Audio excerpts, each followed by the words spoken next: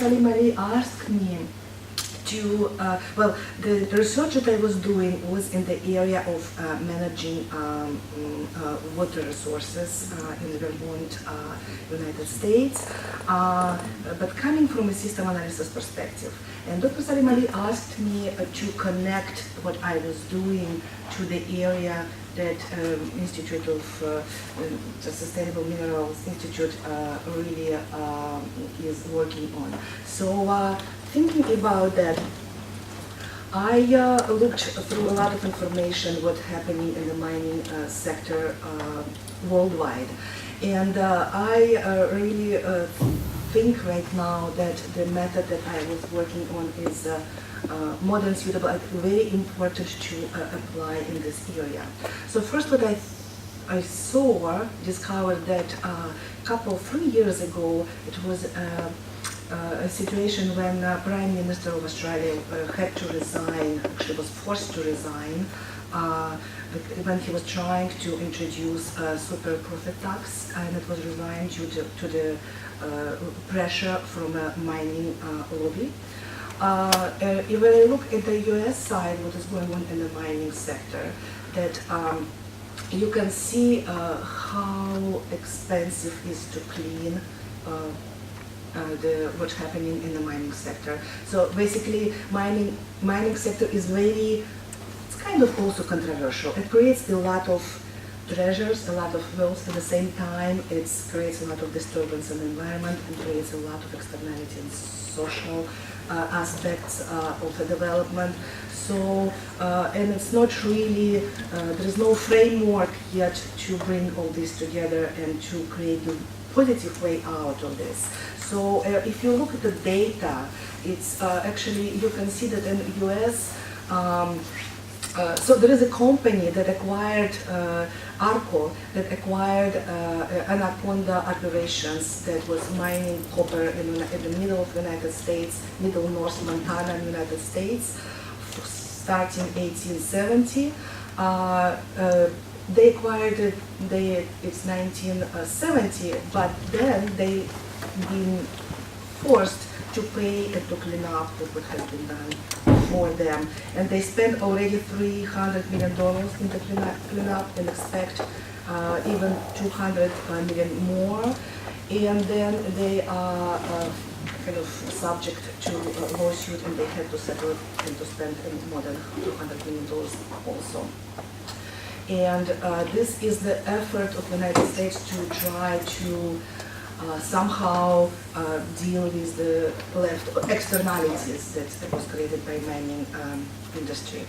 So there are some positive examples in the United States. There is a company, gold mine company in California that is always shown in TV ads, and they are reporting that they have a green lawns and gears, and so everything is clean. They have a very sophisticated monitoring system that for the early detection of groundwater contamination, and even they do kind of try to preserve the protect the beds that live in certain areas there. What they claim is that it's also it makes perfect business sense. It takes them only 2% of the capital cost to do that. However, it's a unique company. There is not too many companies that follow up this example, and there is no incentives in the tax system or anywhere that would actually create the conditions so the company would do this. So as a result, basically, he is only one perhaps on this side. The Molycorp Corporation, which started to reopen the rare earth operation in California, which was closed due to environmental pressure in 1990s. They also did invest in environmental, in clean technology. However, due to all these costs, they are not able to compete with, for example, Chinese companies who do not invest in environmental basically there's no mechanisms to do that. So all that, more than that. So basically, if you can find a lot of examples throughout the world in this in the mining area in general. So in general, I was looking at a true cost report of 2011. They are saying that it's about more than about $7 trillion is estimated of annual environmental cost from global human activity, and they claim that it's really time to think. It's very important for investors to care about what companies do, because that more than 50% of business operation will have a risk to be harmed and have reduced profits due to environmental costs. And so how usually this cost-benefit analysis is done when a company decides what to do and how to deal with operations. It's usually traditional cost-benefit analysis. It considers only build capital only. It's undervalue natural capital. Basically, it assigns 0 to this. Completely disregard social capital and discount the future. These are the main criticism to the conventional neoclassical cost-benefit analysis. So we can say that traditional neoclassical cost-benefit analysis leads to an inefficient outcome in case of environmental decision-making in general, and completely inefficient when the ecosystem carrying capacity is exceeded. There is another approach that was developed at the Institute for Ecological Economics. It's called broad cost-benefit analysis. And broad cost-benefit analysis, it includes, it basically operates with 4 types of capital. Natural capital, which is traditionally referred to as land, which includes the ecological system, mineral deposits, and other aspects of the natural world. Human capital, traditionally referred to as labor. Manufactured capital, which includes all machines and other infrastructure, and social or cultural capital, a recently developed concept that includes the web of interpersonal connection. So if we look at the picture, we can see that it was fine to have traditional cost-benefit analysis in an empty world. That's for 200 years the economics operate in a seems like empty world that where the environment was not an issue at all. Because it was so much of everything around, so basically you could neglect all those externalities. What mattered is manufactured capital and labor. Land was not part of the picture at all. So right now we came to the totally different picture. We have population, we know how, we have all development, we have technological opportunities for us to go and extract and work on the nature in a totally different way it was usually. So we're living right now, we can say, in a full world where we can really, in order to operate sustainably and harmoniously, we have to really use all the concepts of all 4 capitals here: natural, human, social, and manufacturing. Also, what is important to consider is the concept of ecosystem services that was first, mostly introduced by Robert Costanza at 1997. He published a paper in Nature where he calculated the global amount of how much ecosystem services provide for humans, and the amount was higher than GDP at that time. So we can consider that if we consider natural capital is the ecosystem that exists, so the ecosystem services are like flow of services, flow that we have, or maybe dividends that we have from this capital. Now I'm coming, so if you, when you use all this concept, it is really, it is really possible to come up with a sustainable solution, alternative to what business as usual, the way which we operated so far. And the example that I was working on to use all this concept in my work plus geographic information system and remote sensing analysis. We've been working in the Burlington, which this is the Lake Champlain, which is this is the Canadian border, Vermont, middle of Vermont. That's where Burlington is. And we've been dealing with the issue of stormwater, which is totally different from mining. However, not really totally different because the water issue is significant for mining sector also, and water pollution. In the case of Burlington, we had a very interesting situation when Vermont didn't have regulation for a long time for the stormwater, and the neighborhoods, it was part of the designing the American neighborhood project. And when we started the project, nobody, researchers didn't know what the story we are entering actually. When we came to the director of planning and zoning in Burlington and asked for the case study for us to apply our ideas, he said, of course, we have a neighborhood which is right now we have a conflict with. We have a very high level of conflict, and because what happened at that moment that Vermont state introduced, was working on Vermont total maximum daily loads, because they discovered that a lot of non-point pollution from stormwater is coming to the Lake Champlain, which is a treasure on Vermont, a recreational treasure, and a general the source of the water. And of course, a lot of efforts, and it's also transboundary water body between US and Canada, and a lot of efforts are done to kind of preserve and to improve the water quality, because a lot of times during the summer people cannot even swim in certain areas because of the so much of pollution that's coming from the area.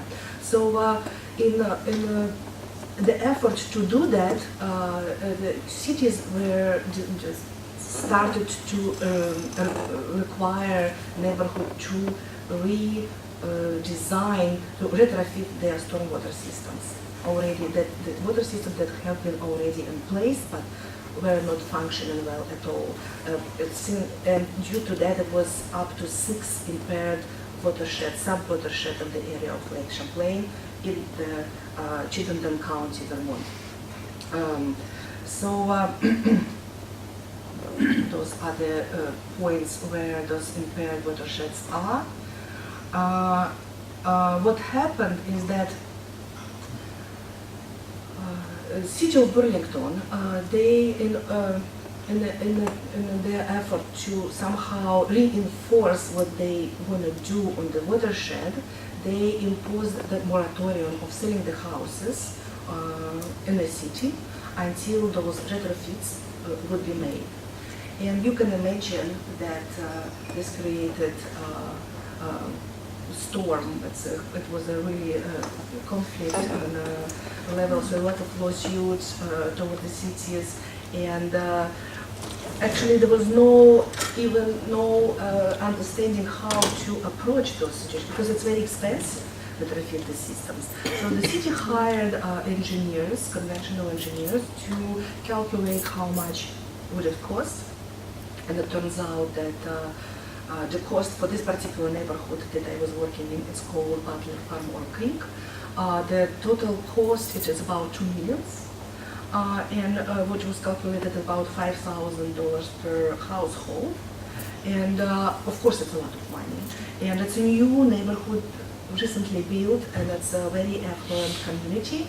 So people were really resistant, and they really didn't want to do anything about this. So when the researchers came with their ideas and about alternative stormwater system, they were met, not even cold, just they were met. Just that was really it's not just resisted, but hey, I would say hated. They said that probably, oh, this university, come, they want to impose something else on our heads, plus what we have already. So basically, the start of the project was in a very heated environment and not conducted to the research at all. So instead of just regular research we usually supposed to do, we had to deal with a conflict mitigation also that was kind of unexpected. However, it created, we have discovered new opportunities that we can bring to this high heated conflict situation. So this is the very interesting information about this neighborhood that comes. There is a database for marketing. United States has, and it's kind of very detailed. So and it's by zip code actually. So which you can see that from the statistics in this neighborhood, you can see that it's very affluent neighborhood. So and the very high level of education also. A lot of people who work in a medical field or academic field or environmental law field, they are there. However, all this very high level of education did not precipitate in their understanding of how they can really, if it comes about about their own pockets, then the story changes dramatically. So we've been lucky to acquire the Lidar data at that moment, that it was newly available, and the university was lucky to have that. And when we started at the first, and we used the QuickBird data, remote sensing later, to calculate NDVI and to identify impervious surfaces that are very important for the stormwater quality issue. So what we have discovered, if you compare the level of detail when you use Lidar data, you really is like 15 centimeters resolution. So you are able to see the pathway almost every raindrop. So you can see, if you go more and more in detail, you can see how you can make visible something that usually is invisible. And this pattern, when we show this to the resident, what was happening that we decided, and they agreed to create a stormwater group, the group of residents that work with researchers in a time frame of 2 years, trying to find out the solution, how to retrofit the system, and also considering, our goal was to develop and offer alternative, dispersed way, contrary to usual conventional way when you have end of the pipe, one big detention pond, concrete, and it doesn't really solve a lot of environmental issues, but it's how it's usually conveniently done. But it's so we've been trying to work in a dispersed way, but there was no methodology developed at that point yet. So we started to work with them, and the first step, when we showed them this picture and when we were able to zoom to the level of individual household, we created a basis for the trust for them, because the people, when they looked at their own backyard and saw how the water runs, they said, yes, exactly. This is exactly how it's happening in our yard. So okay, continue, please. Just what you have to say to us, perhaps you would listen.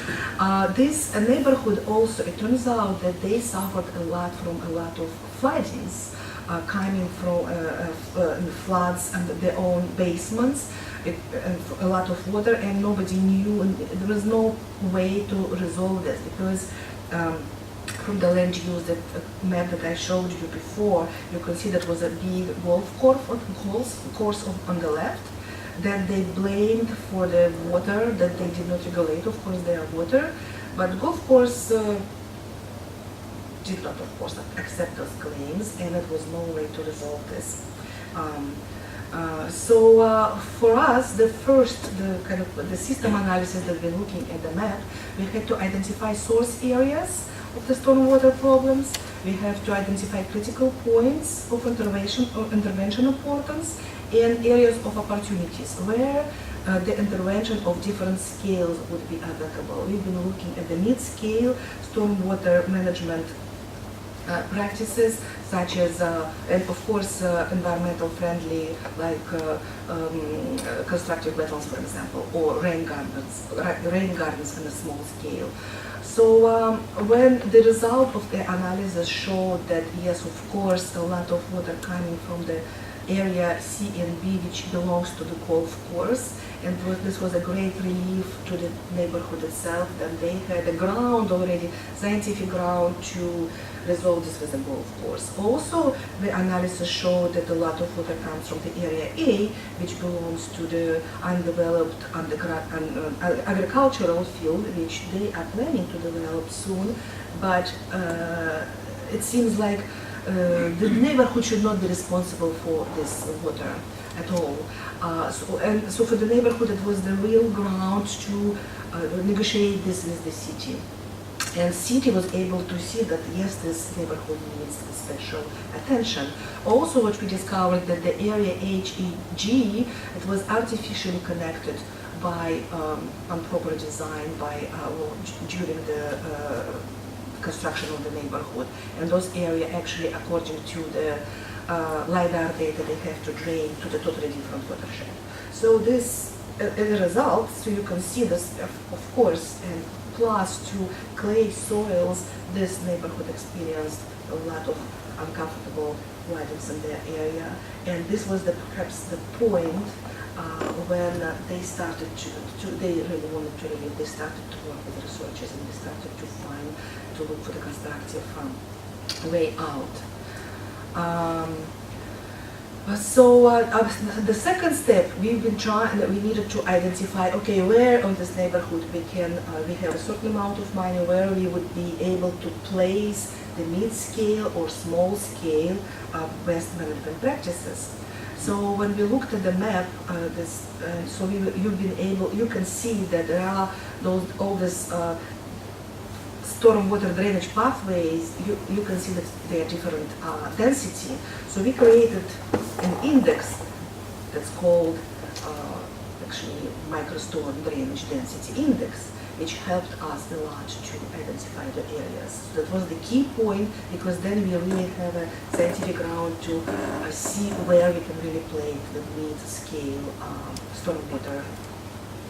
stormwater practices, such as constructed wetland, like this, for example.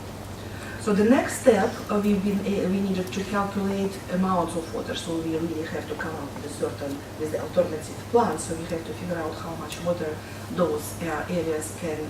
So this is ecosystem services. All those depressions, small depressions that we had on the ground, on the landscape, they retain the water, and then if we have vegetation there is evapotranspiration. So it's really the surface which was undervalued, was neglected, was not part of the whole picture at all, and it should be. So that's what we've been trying to do. And also, we've been looking at the percentage of imperviousness in the watershed. So it is already well known from a many years, decades of research, that if you have impervious surfaces on the ground below 10%, then you can consider the stream water is healthy, watershed is healthy. If it's between 10 and 25, it is impacted, and then non-supporting more than 20. So then you have to really deal, then the health of the streams suffer. And also the runoff pattern change with the imperviousness on the ground. So we used QuickBird data and NDVI index to identify where impervious surface, to quantify basically where the impervious surfaces are, and to calculate with a percentage of. So when we calculate the small area, small depression, and we have the percentage of imperviousness, and we have the area, then we are able to come up with the amount of water that this particular depression will be able to hold during the rain event. And the second stage of the analysis is to come up with the whole picture, or whole alternative stormwater management plan. Probably you saw already from the previous maps that the area of the watershed that's getting all this water is 3 times more than the neighborhood itself. However, the imperviousness of the watershed is 28%, which is requires the treatment, of course. It was 3 options of our stormwater management plan. 2 options provided by the engineer, and another option, alternative plan, dispersed, that was provided by our team. So this was option 1 by engineer, that was treating only part. The yellow is the parts that are treated by the system. And the second option considered to be super pond, at exactly end of the pipe, huge pond which would take a lot of land, and it would require basically rebuild the whole pipe system on the and just dig out everything in the neighborhood. And the cost, I already told you, that is about $2 million for all of them. And it was our system that was based on this landscape depression, also combined with the land use that we had. So we identified the area where we was able to place different scale, the best management practices of different scales. E, and just to read the legend, is alternative engineering solutions. M, medium scale BMP. S, small scale alternative. Stream restoration. EP, storm park. Storm park is on here. This is the entrance to the neighborhood, and this was the basically wasted land completely. It was just unmowed, even grass, and no neglected territory. And the entrance of the neighborhood was lacking appeal, actually. So what we suggested is stormwater park. So basically combining, and the neighborhood did not have even a neighborhood association. So people is very separated. They live in their houses. They don't have even place. There is no place for them to get together and to somehow communicate. They didn't have even the opportunity to discuss all the stormwater issues because there was no association. So we've been thinking about the social capital in the area, and we've been thinking that to creating the opportunity for people to have a recreational space and the space for social interaction, and also the space where they would see kind of educational, so they would see how the nature works for us, and to see all these ecosystem services and work. And also created, so basically it would work here. So we suggested this park. Also when we came up with all this plan, the director of planning zone, she was really enthusiastic about this and very supportive. And she brought this to EPA and conferences, and she heard that it's the first time they see alternative stormwater management plan, which is actually science-based, and that she was really excited about this. So this created the opportunity for the city to apply for external funding grants to implement different features, because this is alternative, new, ecologically friendly. So she was able to raise a lot of money because it's kind of innovative, and it's and it's created a great opportunity for neighborhood. Of course, the resulting cost would be less, although the total cost is close to be the same, but the final cost was much less for them. If we talk about these 3 options, all 3 options, they finally treat the water. All those 3 options, when we presented this to the final meeting in the neighborhood, so they've been voting for that. All 3 options would allow them to sell the houses, basically just clear the title. All of them, that's it for the engineering options. But this third option, they created a lot of secondary positive externalities. So we usually talk about negative externalities when we do about cleanup, but here, because we are in the planning stage, so we really can consider a lot of positive externalities. And first, a major positive externality was, of course, the ability to get funding for different. It was not so. So the neighborhood would not be disturbed by the construction. So it really extended in time. It was and in space. It was done piece by piece. It created an increased possibility for the neighborhood for external finding. It created a lot of aesthetic appeal, which is also one of ecosystem services that are usually neglected. However, it's valued because it is well known. There is a hedonic type of modeling which shows that real estate that is close to natural water bodies, for example, they usually are valued higher. So we can assess this service in a way. And the stormwater park at the entrance has created social, kind of social ecosystem service. So when we presented that, this plan was voted by the neighborhood, accepted, and also I'm really happy to say that already while I was working the dissertation, so usually it takes a long time for the planning and then implementing, but what I can say is that this plan was already implemented this year. So this is not just the research, it's already on the ground, it's working. So, and this was the plan of the stormwater park that was actually a class of ecological design class that was working on a design for ecosystem for the stormwater park. That's it.